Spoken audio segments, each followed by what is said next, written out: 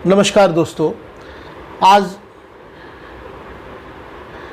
आत्मनिवेदन की कड़ी में एक ऐसी कहानी लेकर आए हैं जो आपको झकझोर देगी और आपको अपने माता पिता के प्रति एक अदर प्रेम, एक अलग सद्भाव और एक अलग उमंग जगेगा उनके प्रति।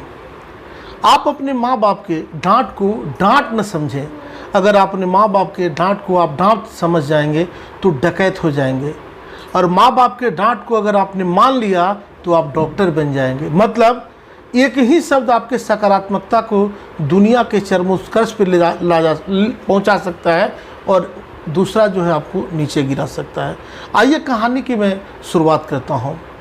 एक ऐसी सुखद कहानी जो आपको अंदर से भिगो देगी, आत्मी बड़ी शांति मिलेगी। एक पिता थे, उनके एक पुत्र थे।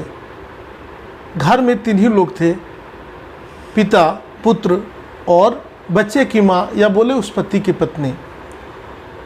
एक दिन भोजन देते हुए, चूँकि पहली परंपराओं की कहानी है, बहुत पहले की, डाइनिंग टेबल की आज व्यवस्थाएं हुई हैं, नीचे पीढ़ी पर बैठ के वह जो व्यक्ति थे भोजन कर रहे थे, और एक शिकायत के रूप में उनकी पत्नी आई और दाल देने के क्रम में उनसे कहने लगी, क्यों जी, आप रोज़ बच्चे को क्यों प्रताड़ित करते हैं, बच्चे को क्यों बोलते हैं?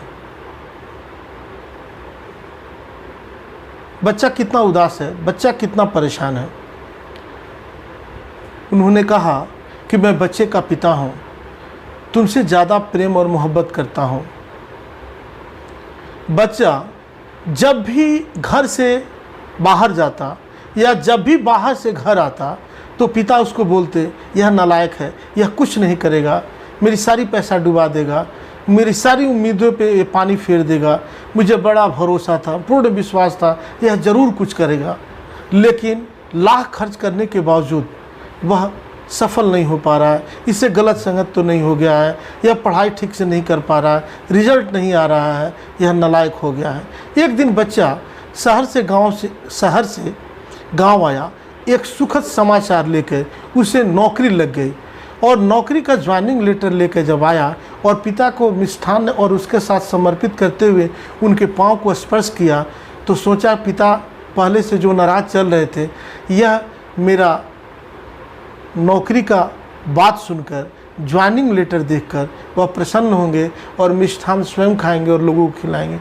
जैसे पिताजी ने देखा, उन्होंने प्रतिकार किया, नाराज़गी व्यक्त की और कहा, मुझे उम्मीद नहीं थी कि तुम यह लेकर मेरे पास आओगे, मुझे तो कुछ और उम्मीद थी, तुम कुछ और करोगे, लेकिन तुम इसी से संतुष्ट हो गए। मैं तुम्हारी मिठाई नहीं खाऊंगा, यह मिठाई उन लोगों को खिलाओ जिनके साथ तुम बैठ के टाइम पास करते हो, कुछ कर नहीं पाते हो। बच्चा जो उमंग और बेहतरी की उम्मीद सोच के पिता के पास आया था, उससे बिल्कुल लगा कि वह आकाश से नीचे गिर गया और उसे कुछ सूझने नहीं लगा। कुछ देर तक आंखें बंद हो गईं। लड़का उस दिन घर पे रहने लगा। इधर कहानी की शुरुआत जहाँ से हो रही थी कि चूँकि वह दाल देते हुए अपने पति से कहती हैं कि बच्चे को क्यों आप परेशान करते हैं, बच्चे को हमेशा भला बुरा क्यों कहते हैं, आप तो ऐसा व्यवहार करते हैं जैसे लगता है कि वह मेरा बेटा ही नहीं है, आप ऐसा व्यवहार क्यों करते हैं। उन्होंने बड़े ही शांत चित्त और गंभीर शब्दों में जवाब दिया, क्या यह तुम्हारा ही बेटा है? जातक का मान ले सौरभ नाम था। तो उन्होंने कहा कि सौरभ तुम्हारा ही बेटा है, सौरभ मेरा भी बेटा है। खून का एक एक कतरा मैं जलाकर प्रतिदिन कमाता हूँ और शहर में सौरभ को रखता हूँ, पढ़ाता हूँ, और तुम बोल रही हो कि सौरभ के प्रति मेरा प्रेम नहीं है।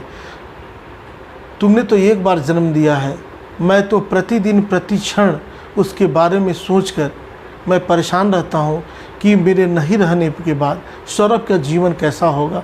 मैं चाहता हूँ कि सौरभ देश दुनिया में एक सूर्य के समान दीप्यमान बने और लोगों को अपनी सफलता से की उन्नति से लोगों को सींचे, लोगों को लाभ दे। एक छोटी नौकरी, एक छोटे कस्बे में रहकर और लोगों को क्या कर पाएगा। मेरी बड़ी उत्कंठा थी कि वो बड़ा हो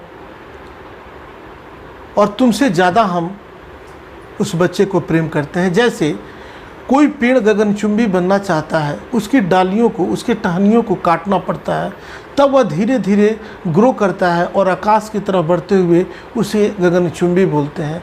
तो मैं चाहता हूँ कि मेरा बच्चा, मेरा सौरभ दुनिया का सबसे बड़ा आदमी हो और वह, उसका व्यक्तित्व इतना बड़ा हो कि चहुओर पूरी दुनिया में उसका व्यक्तित्व फैले। मेरी मनसा कभी नहीं रही कि मैं उसे परेशान करूं और मेरे शब्दों से वह परेशान हो। मैं तो उसे इतना बेहतर करना चाहता हूं जैसे तुम सब्जी में मिर्च डालती हो, मरीच डालती हो। अगर मिर्च नहीं डाला जाए या नमक नहीं डाला जाए, नमक भी खरा लगता है, मरीच भी तीता लगता है और मिर्चा तो तीता है ही। तो जैसे सब्जी में यह तीनों चीज़ें डाल के बैलेंस्ड की जाती हैं, उसी प्रकार मेरी डांट इसके जीवन में गगनचुंबी व्यक्तित्व बनाने में काम आएंगी। यह जब बच्चा बगल में डेहरी जिसमें अनाज रखा जाता, उसके पीछे छुप कर सुन रहा था और वह सोच लिया था कि आज की बेइज्जती का अंत आज कर देंगे। जैसे पापा खाना खा के उठेंगे, तुरंत इस तलवार से उनके सर को धड़ से अलग कर देंगे और आज ही कहानी समाप्त कर देंगे। यह जैसे सुना, इस बीच में यह कहानी सुनते हुए माता की आंखों में अश्रु भरे हुए थे, पिता के भी आंखों में आंख भी भरा हुआ था। बच्चा रोते हुए गया, तलवार दूसरी तरफ फेंका और पिता के चरणों में गिर गया। बोला, आज हमसे बहुत बड़ा अपराध हो जाता, पिताजी मुझे माफ़ कर दीजिए, मैं आपको समझ नहीं पाया।